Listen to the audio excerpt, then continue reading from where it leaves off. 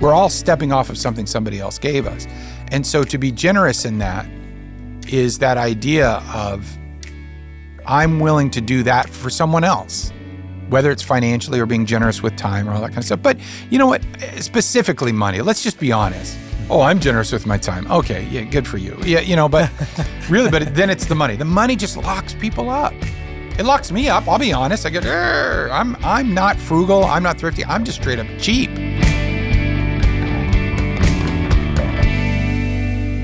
Kind of Blue, Miles Davis, is the greatest jazz album of all time. If you haven't listened to it, I highly recommend. And in my opinion, the Freddie Freeloader track may be, I'm not going to say it's the single greatest jazz track of all time, but it's in the running. See, you and I like music, but we like music in different ways. No, you like music. I love music. I don't know. Maybe. I know. That felt really smarmy. No. That felt really mean. No, it's good. Sometimes I say mean things. Doesn't hurt my feelings. You know, we all do. I do. I realize that.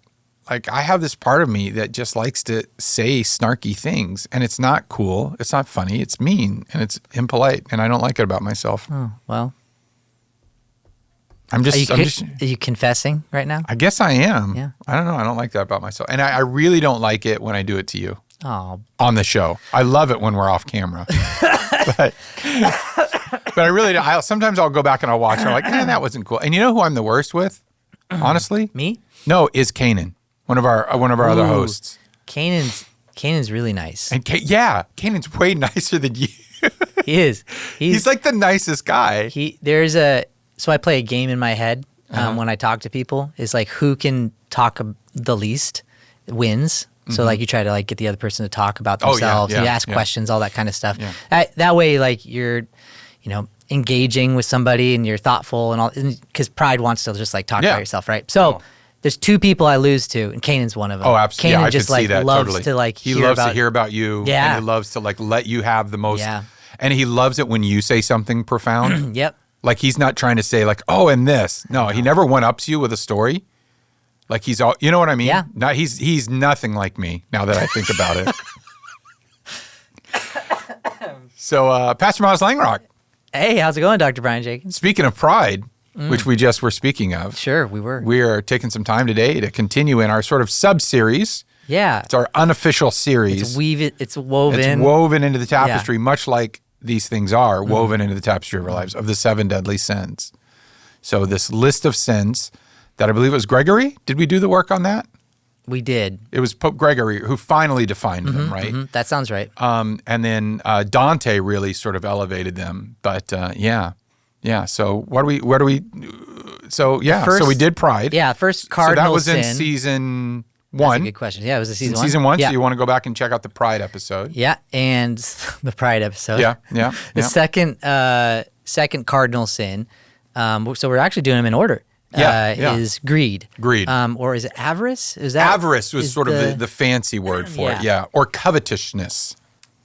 Yeah, so if you're a King James guy, you're going to look for covet.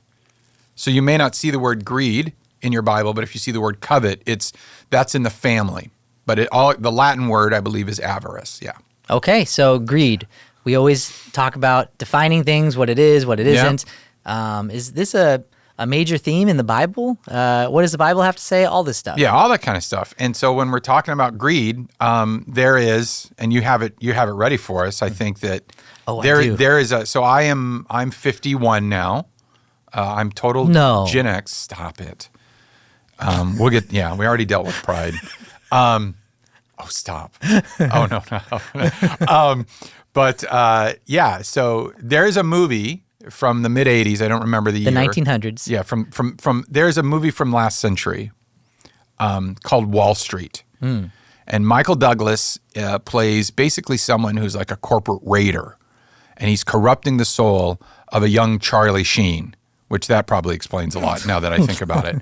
I saw him in the clip, and I was like, oh, that's Charlie Sheen. Charlie Sheen. Oh, that's Charlie Sheen. By the way, one of my favorite actors, who is Charlie Sheen's real life father, Martin Sheen, plays Charlie Sheen's dad in Wall Street, but that's neither here nor there. I'm sure I ought to know who Martin Sheen is. He plays President Jed Bartlett in The West Wing. Okay, anyway. So there's a quote, though, that defines greed.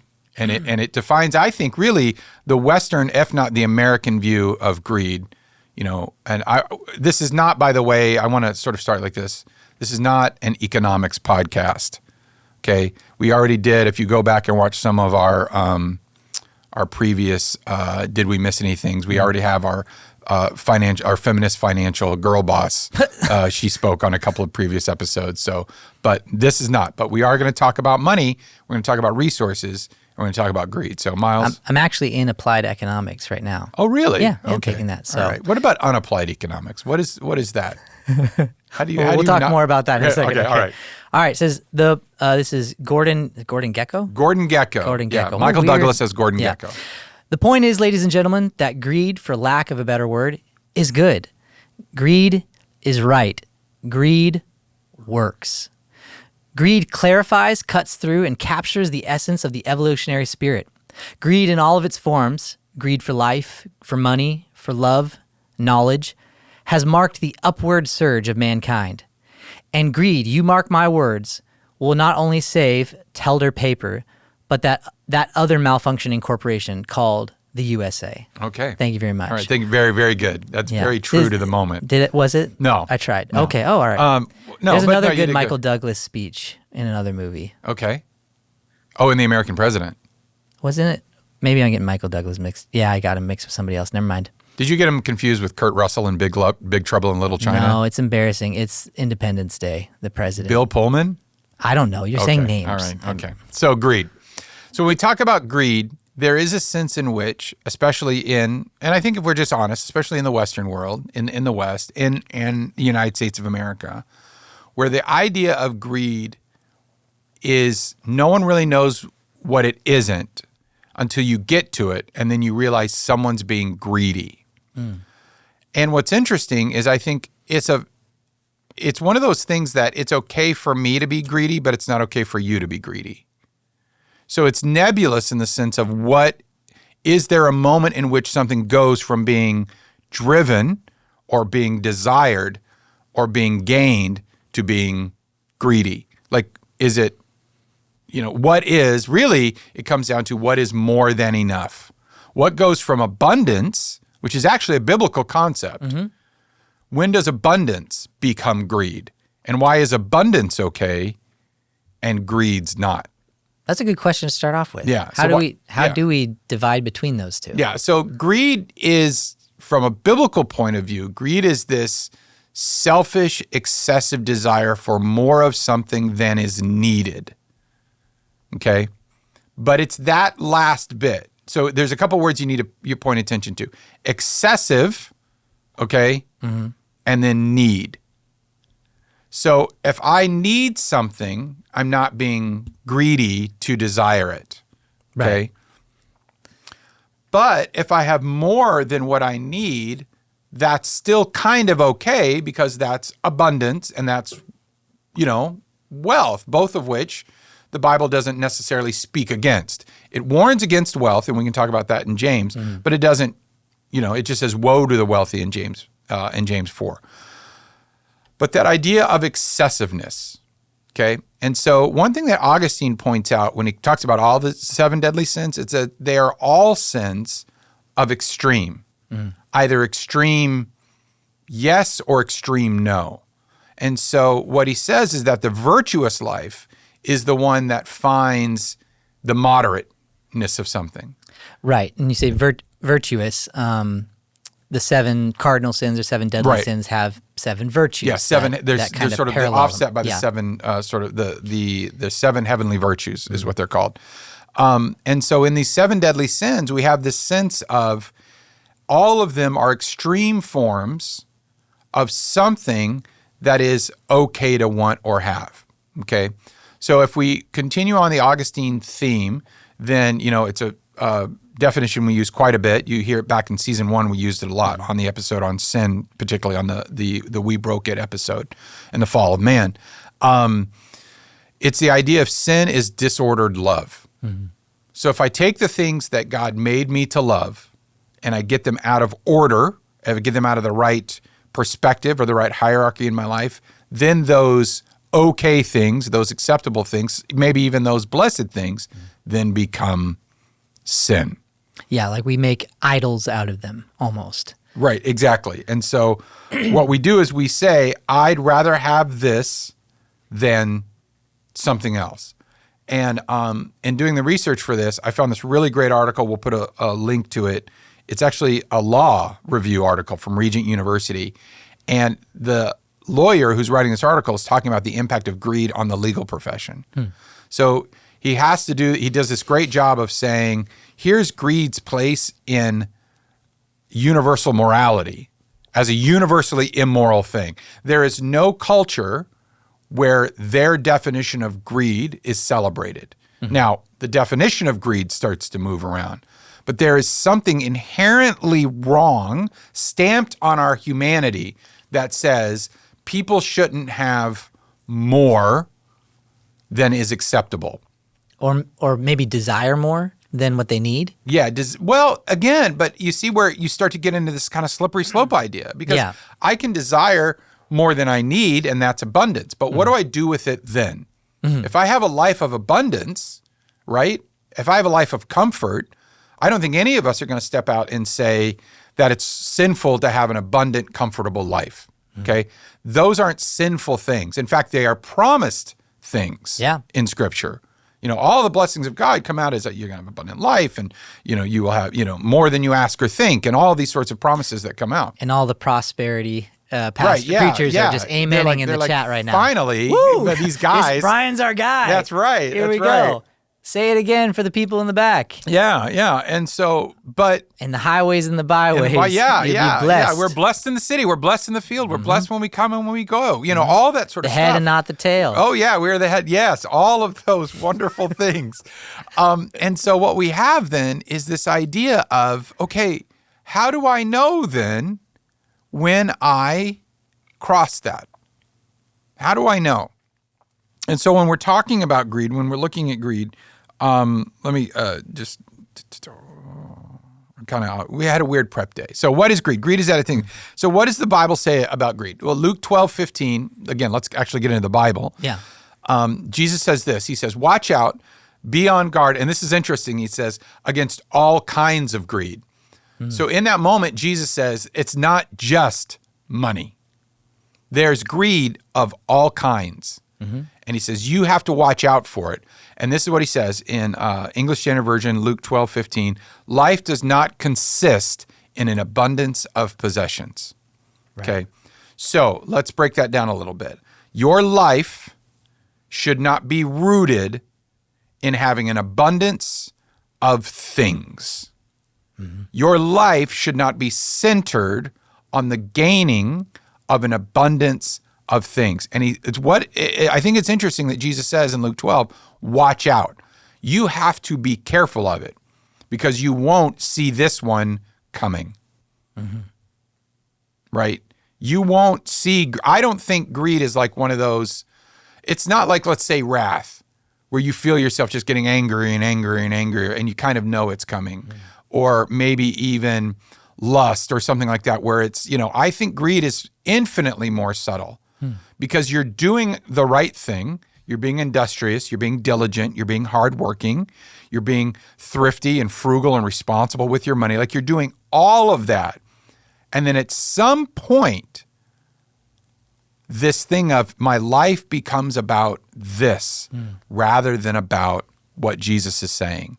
And that's why you can't just point to a thing. You can't point to X amount of, 25% over what you need is the greed line. Right. There's no marker for that. Yeah, there's no marker for greed. And it's really even hard to define like greedy behavior. So obviously the 10th commandment deals with greed in Exodus 20. You don't covet. Don't want things that God does not want for you. You don't covet your neighbor's wife. You don't covet your neighbor's donkey. You don't covet the things that you don't have that someone else has. You shouldn't want those.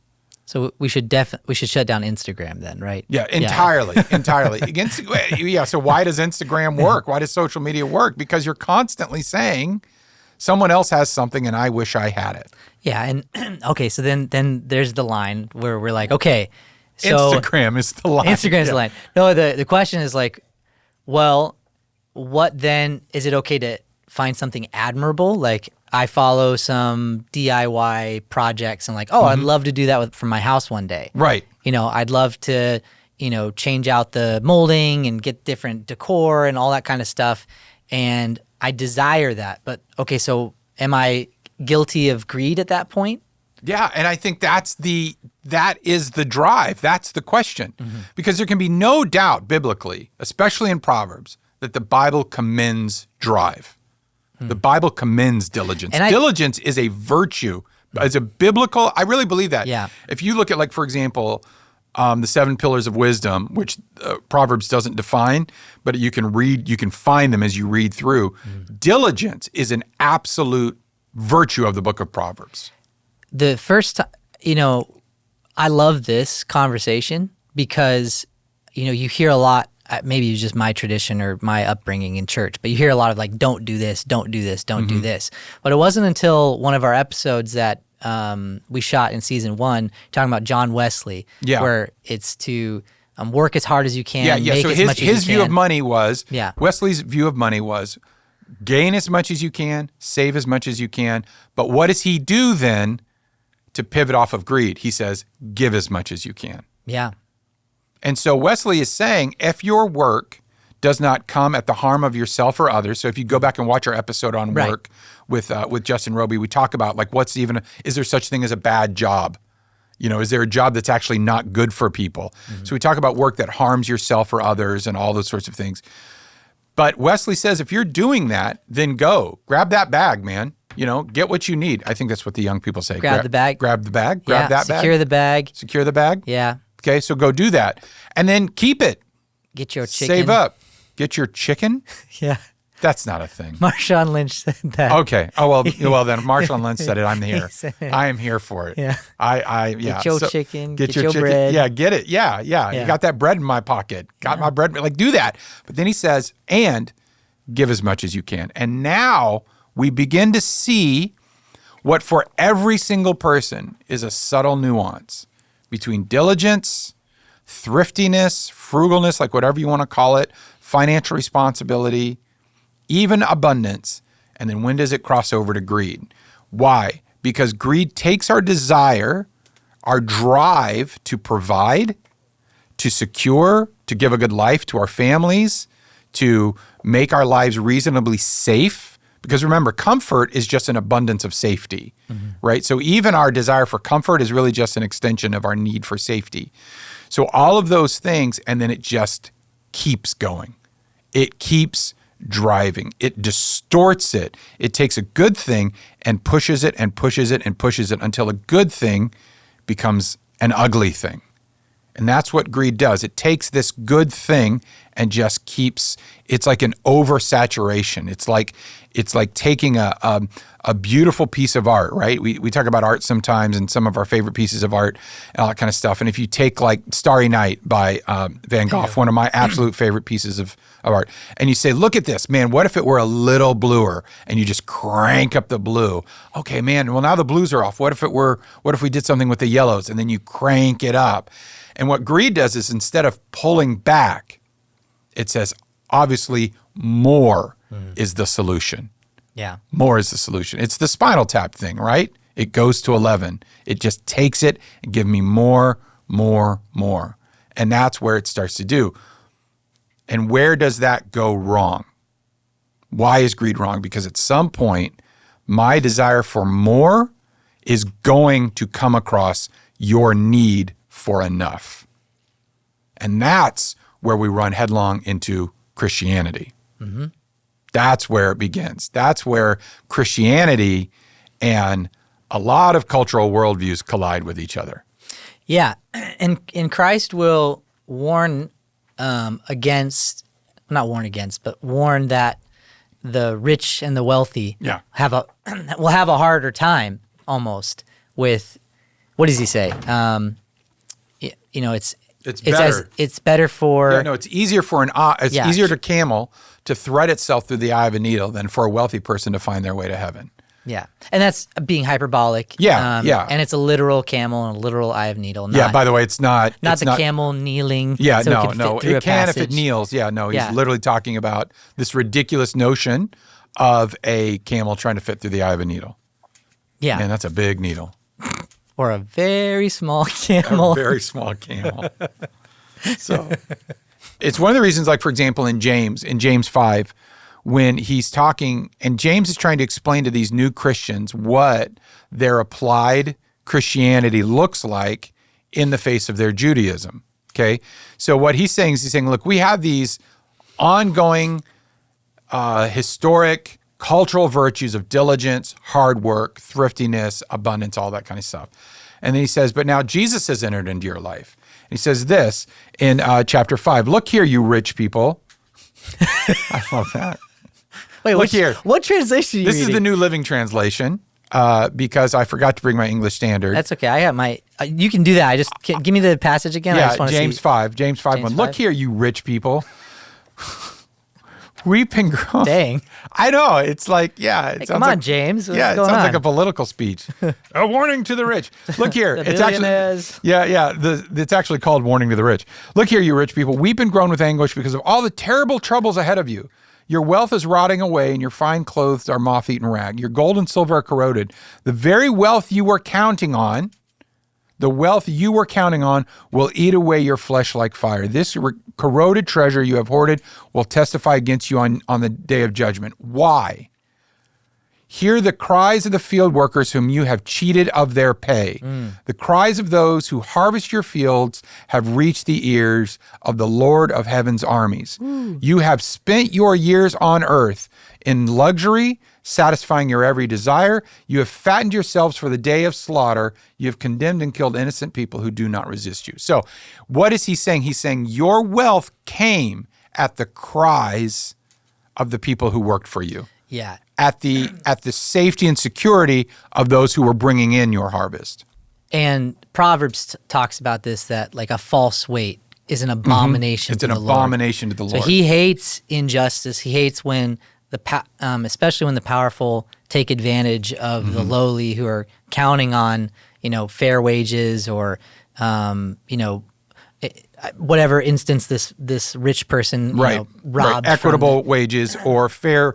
And again, this is not about. I want to say economics. This is not an economic system, right? Minimum wage should really be. I know. We're not talking about minimum wage. We're not talking about living wage. We're not talking about socialism. We're not talking about capitalism. We're really not. Yeah. I'm absolutely not. We're not talking about the free market. We're not talking about any of that kind of stuff.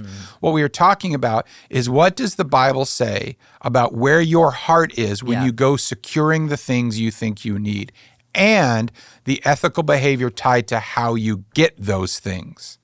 And that's what greed does. Greed will say, if it was okay for me to work hard to get enough, then it must be okay for me to work harder to get more, okay?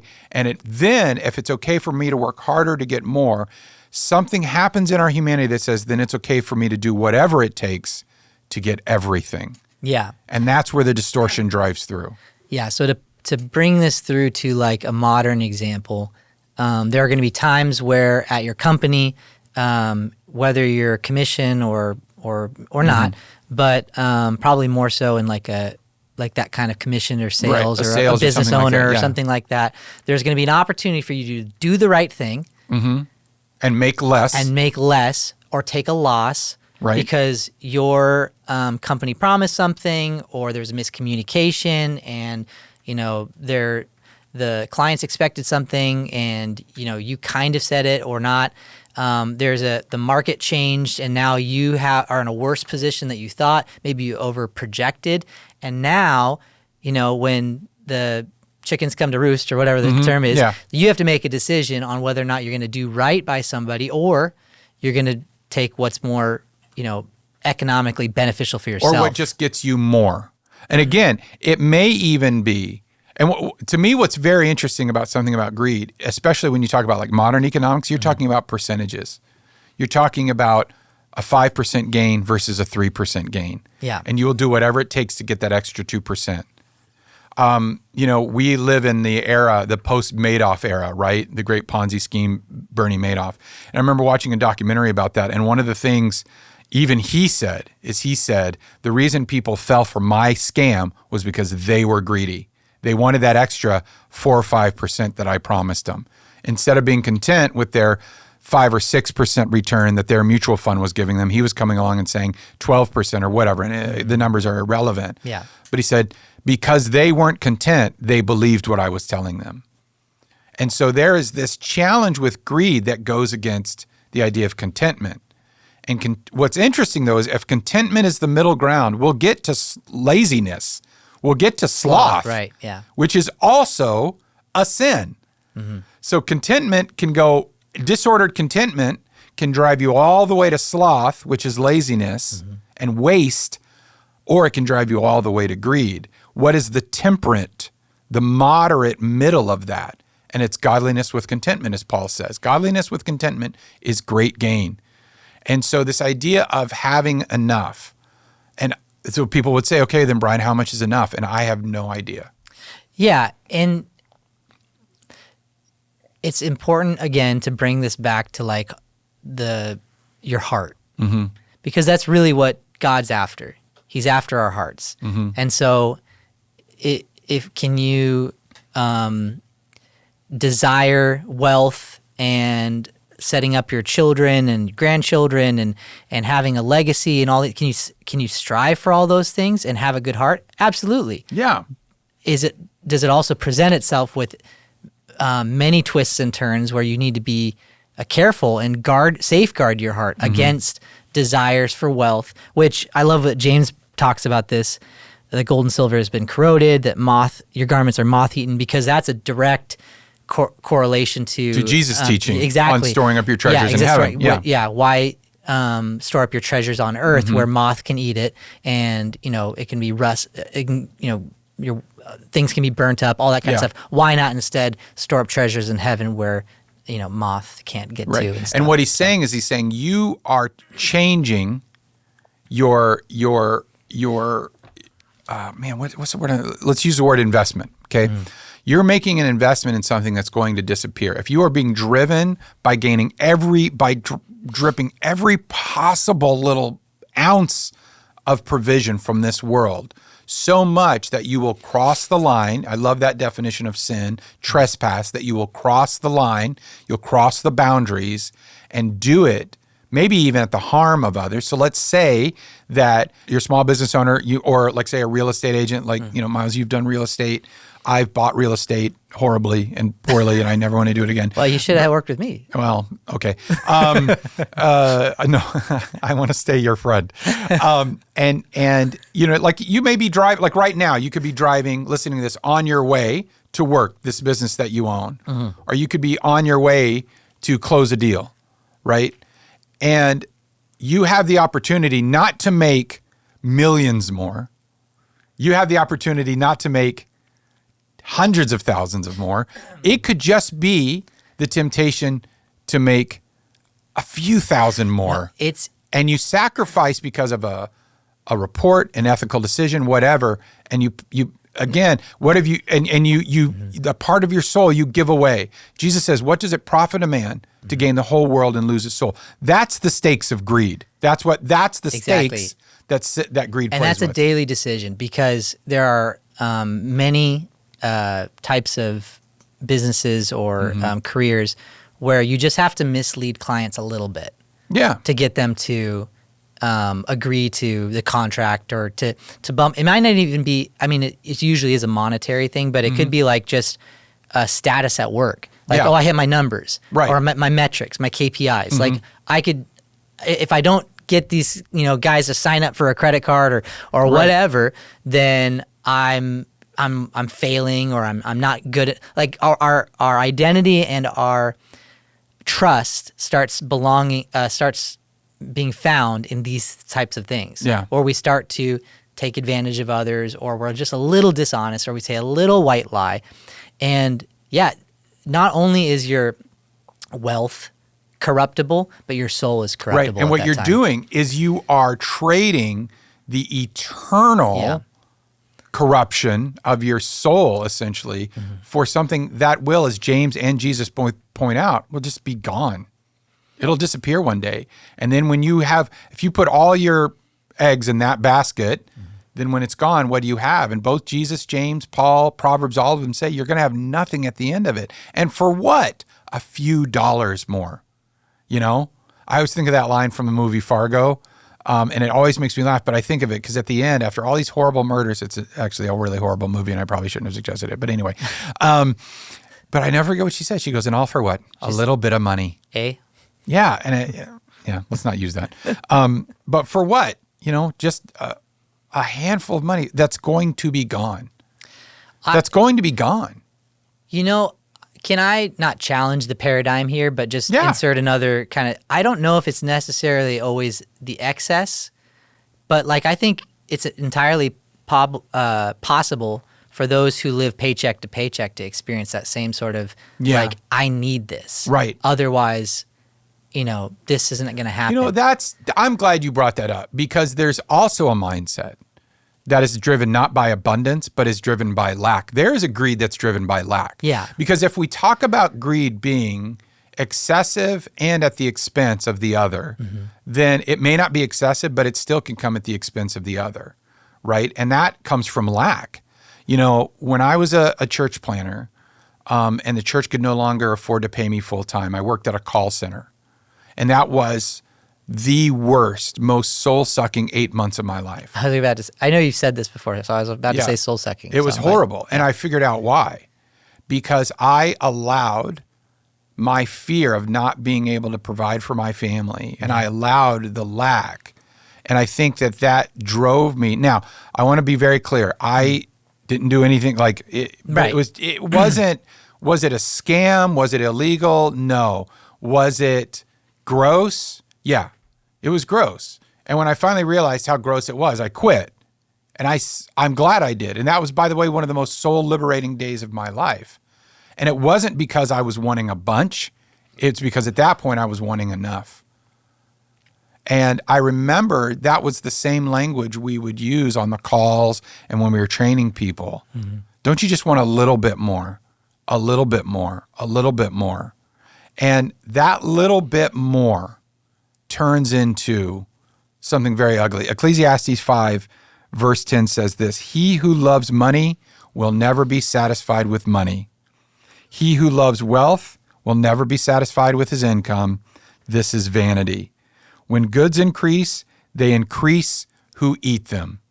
This is interesting. "What advantage has their owner but to see them with his eyes? Sweet is the sleep of a laborer, whether he eats little or much, but the full stomach of the rich will not let him sleep." So what is he saying?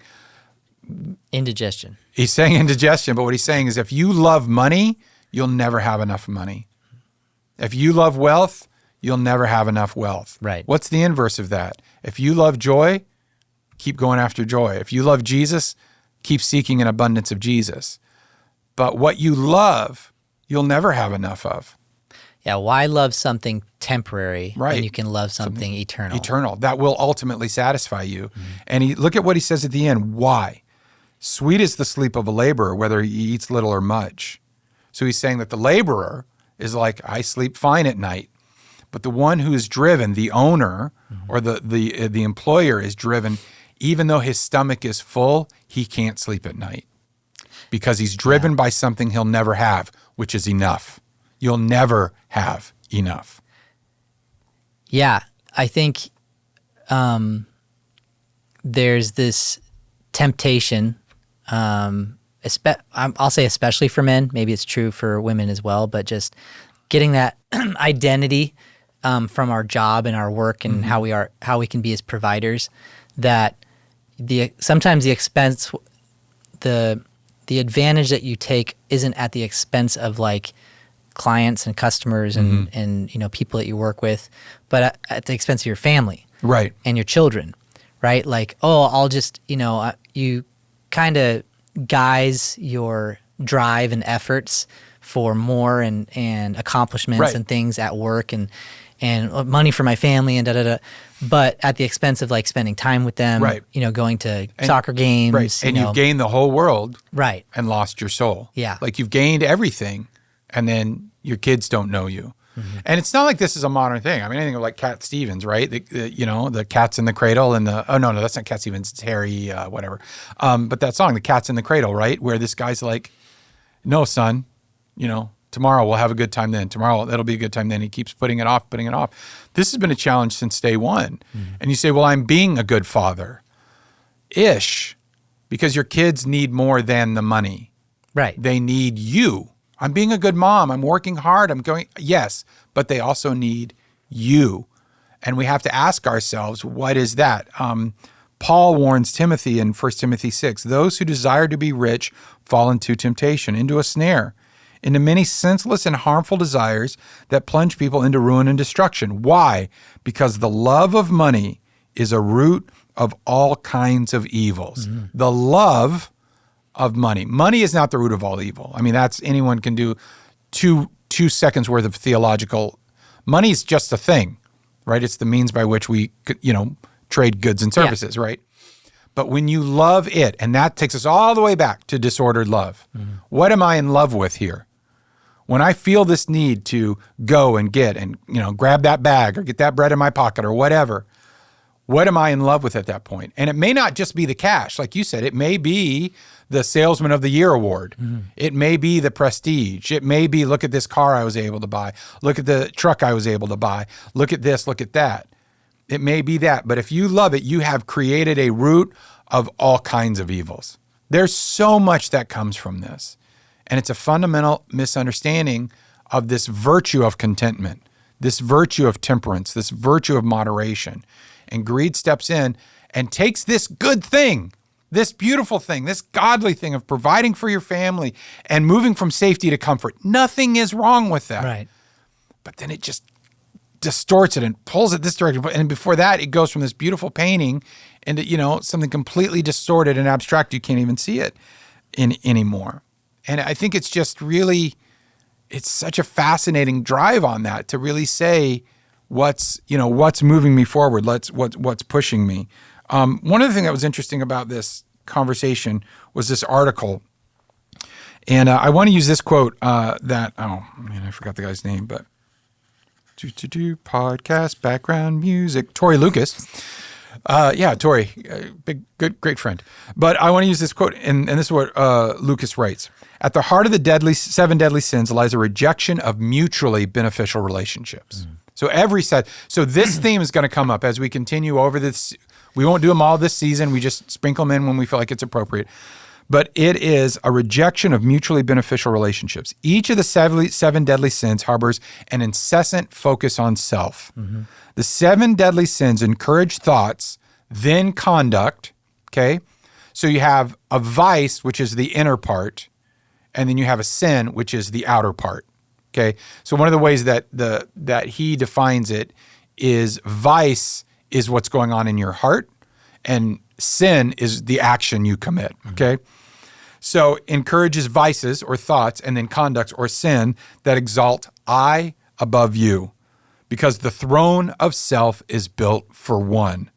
At the drumbeat of the 7 deadly sins resounds I despite others, I at the expense of others, I over others. And that's where something like pride or greed runs headlong into the Christian faith. Because the Christian faith makes it very clear. You have only 2 commands you have to get right. Love the Lord your God with all your heart, your soul, and your mind, and your strength. In other words, that the throne of self, the only one who should be sitting on the throne of yourself, is the Lord and King Jesus Christ. So automatically, you can't say I above God. I want what I want despite what God wants for me, okay? And then the second commandment is like it. Love your neighbor as yourself. So when that drive for gain or provision or whatever comes at the expense of your neighbor, that's when you've crossed the line. That's when you've gone that one step too far. When your neighbor goes without so that you can go with. Now we have a problem with greed. And that neighbor could be your kids. That neighbor could be your wife. That neighbor could be your employee. That neighbor could be your employer. Or that neighbor could just be that guy who's always at the intersection with his cardboard sign. Because who is your neighbor? Whoever needs you is your neighbor. Whoever needs you to be a neighbor is your neighbor. And so that's where Jesus, I think, takes this. And man, he's just saying, it's not worth it. And for what? We're not talking, for most people, we're not in Madoff numbers here. We're not in Ponzi numbers, you know? Mm-hmm. What? No, it's like, for what? Two kids fighting over crayons. Right. Right. Like I have children and oftentimes I'll witness this very behavior. Mm-hmm. It's like, you have more than enough. You didn't earn that. Like, you actually gave it to you as a gift, and she can't have the blue crayon you're not even using right now. Like, What is this? Right. But what do they say? But it's mine. Mm-hmm. It's mine. Yeah. Well, that's not even a biblical concept. The book of Psalms says the earth is the Lord's and the fullness thereof. Yeah. And so when I realize that I'm not really I am seeking to be an owner of as much as I can, when the truth is I'm not an owner of anything. I am a steward. Steward, yeah. You know? And all that we have is from the Lord. All that we have is from the Lord. All that I've needed, thy hand has provided. Even, I was listening to someone share a testimony recently of what it was like having COVID like a few years ago. And even their mental faculties, like they had a hard time like reasoning and coming to logical conclusions and being able to speak and all that kind of stuff. Like that alone was difficult for them. And it's a reminder of like all that we have is a gift from the Lord. Mm-hmm. Even the ability to reason and think and like form. Right. I know that's kind of like hard to back up for a second and like think about. No, but I think it's incredibly important. Yeah. Because what do? We say essentially, yeah, but I earned it. Okay, well, how did you get the means by which you earned it? Well, I worked hard. Who gave you the hands? Who gave you the brain? Who gave you, and even if you don't see it as a quote unquote Christian thing, man, someone taught you. If you went to public school, if you went to private school, someone taught you to do these things. People are like, oh, I'm self-taught. Yeah, you're self-taught because you learned from somebody else. We all have that step up. We're all stepping off of something somebody else gave us. And so to be generous in that is that idea of I'm willing to do that for someone else, whether it's financially or being generous with time or all that kind of stuff. But you know what? Specifically money. Let's just be honest. Mm-hmm. Oh, I'm generous with my time. Okay, yeah, good for you. Yeah, but really, then it's the money. The money just locks people up. It locks me up. I'll be honest. I get, I'm not frugal. I'm not thrifty. I'm just straight up cheap. I went and got my daughter yesterday. We went and got fast food, and it was almost like $35 for fast food. And I'm losing my mind. Was it McDonald's? No, it was not McDonald's, by the way. It was Jack in the Box. Oh, it was Jack in the Box. It was Jack in the Box. And I'll tell you what, the reason his head's that big, he's not just greedy, he's prideful. So you're done. Jack in the Box, McDonald's, shout out to us. Good moral corporation like McDonald's. The banner. Good mom and pop shop. Yeah, the banner of morality. Oh yeah, ethical food. consumerism. Yeah, exactly. corporate ethics. That is the McDonald's corporation. But yeah. Yeah. Have you watched The Founder? I have watched The Founder. It's pretty good. It is good, but it's very interesting. It kind of plays into this. For what? Congratulations. I think we've talked about this before, but like my wife is really. We have this saying in our house, like when we want something or we feel like we're striving for something, we'll always stop and say, okay, but then what? Okay, so we get it, then what? Will it be enough? Will this thing that we're pursuing or this reputation or influence or whatever, will it really be enough? Because once I start loving it, Ecclesiastes makes it very clear, it'll never be enough. Mm-hmm. Right? It's a paradox, right? Yeah. It's you want something so bad that once you get it, it's as if you don't have it because it doesn't satiate. It doesn't have standing power or whatever that's called, but staying power. Like it it's fleeting. Right. And that's what, like earlier in James 4, that's what James says. The problems that are going on amongst you are everything about what's going on within you. You have, or you get what you don't have because you want what you don't have. It's also... You're just clamoring for things. This is also harkens back to the second season, right? For the Corinthians, dealt with this quite a bit, right? Yeah. Like when it's talking about communion, like you eat and you drink and get drunk. Some of you do while others go without. And I think that's interesting because when Paul, one of the contexts of 1 Corinthians is the famine that's going on across the ancient world. And so Paul is actually going around taking up collections, and he mentions that in 1 Corinthians. And then in 2 Corinthians, he comes back and he says, you guys did it. Good job. You stepped up. And this is what he says in 2 Corinthians chapter 8, starting in verse 12. He said, for the readiness is there. It is acceptable according to what a person has. In other words, your generosity should be according to person what has, not according to what he does not have. So even then he's saying one of the ways to combat greed is pay attention to what you already have. Don't focus on what you don't have. Right. So like gratitude. Right. But even in giving, he's saying your giving should reflect what you have.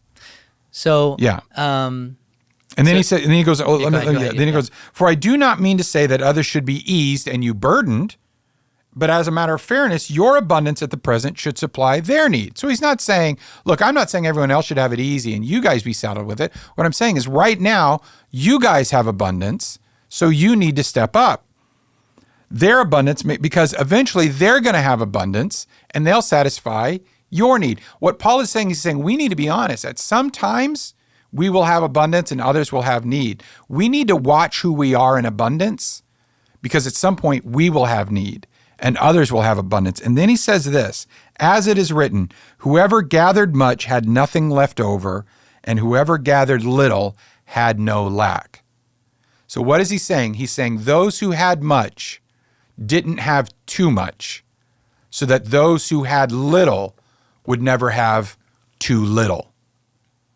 So what is Paul's boundary on this? You can have much, but if you have too much, and that means someone else has too little, we have a problem. Paul recognizes basic economics. Some people are going to have much, and some people are going to have little. That is the way of the broken, fallen world. But he's saying, I don't think anyone should have too much if it means someone has too little. Because we love our neighbor as ourself. I want my neighbor to have enough also. And that's what greed does. Greed says, I want enough, and I don't care if you do. In fact, greed pushes it so far that it says, I may actually take it from you. Yeah, and that's where the real wickedness kicks in. Right, exactly. So we talked about virtues, right? Virtues as in response to these 7 deadly sins. So, and here it'd be generosity. Generosity as a virtue. Let's say...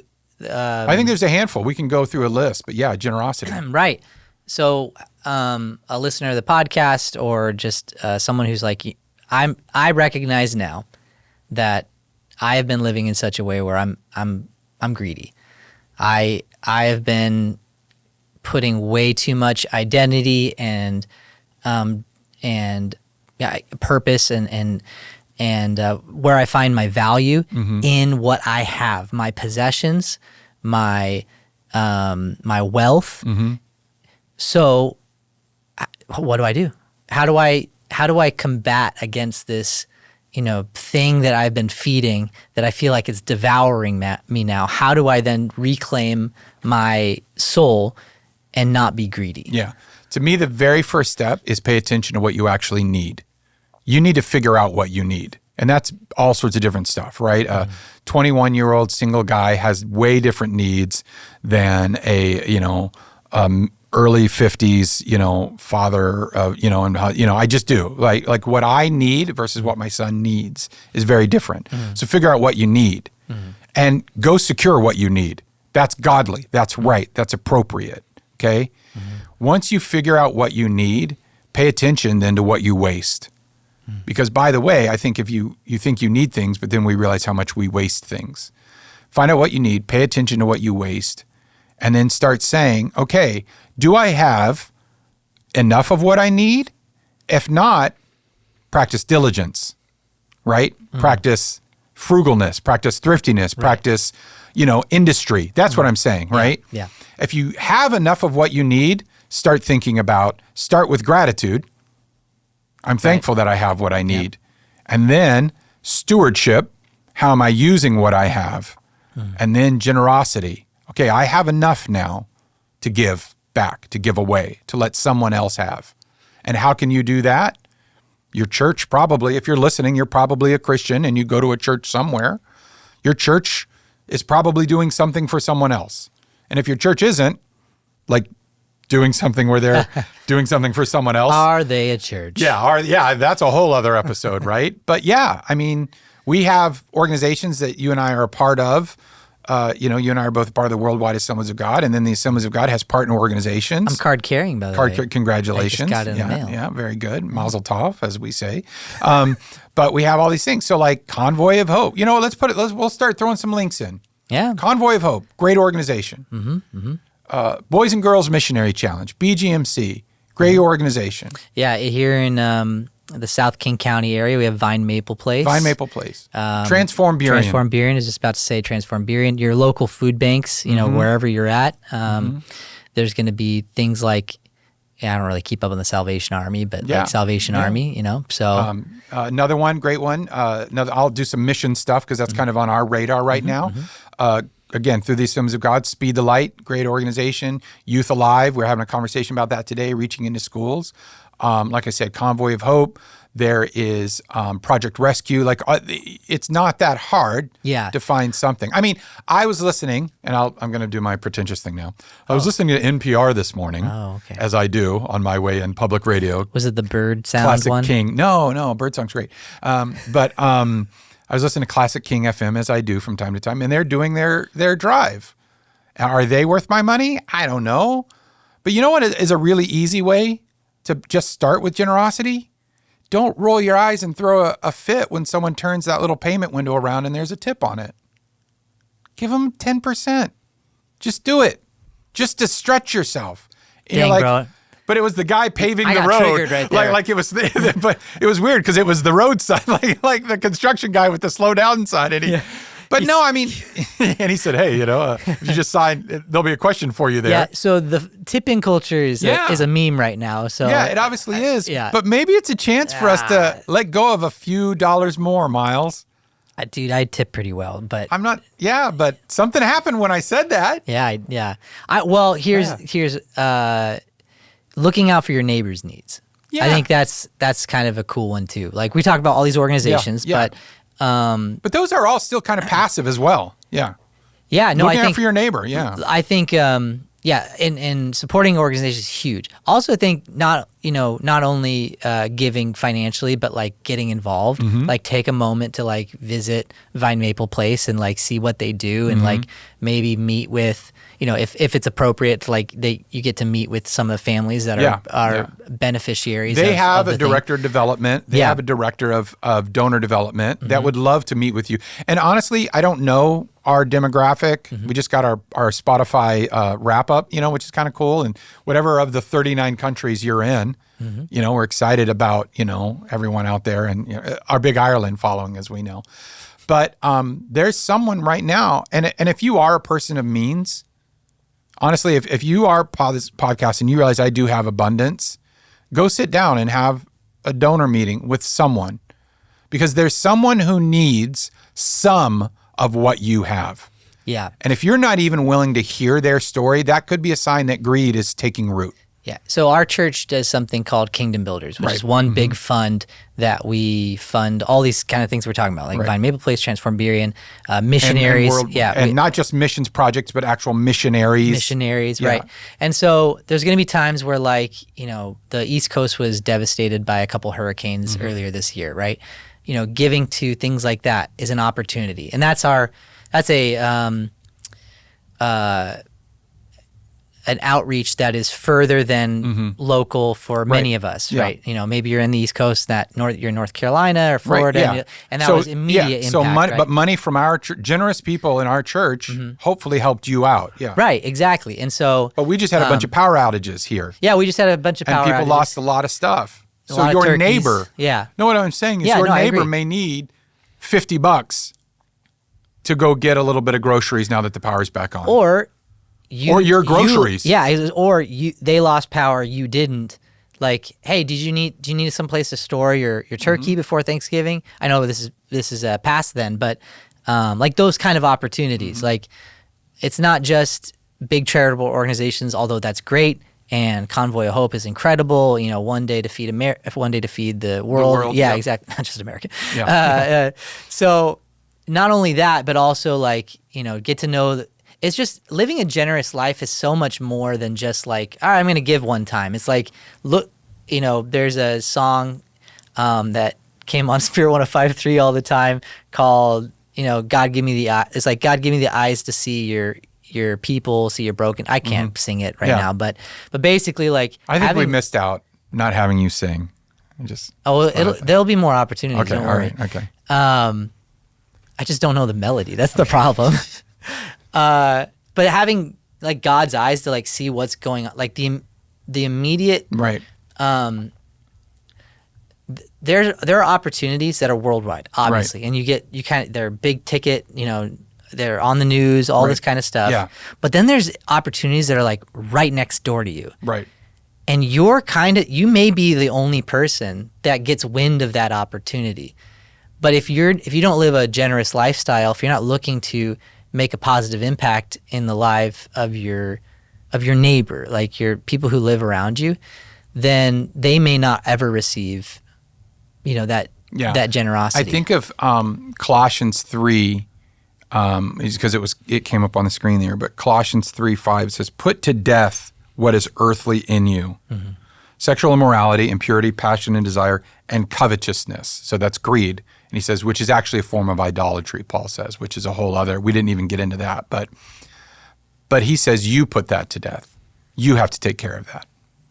And how do you do that? It could be by giving something away.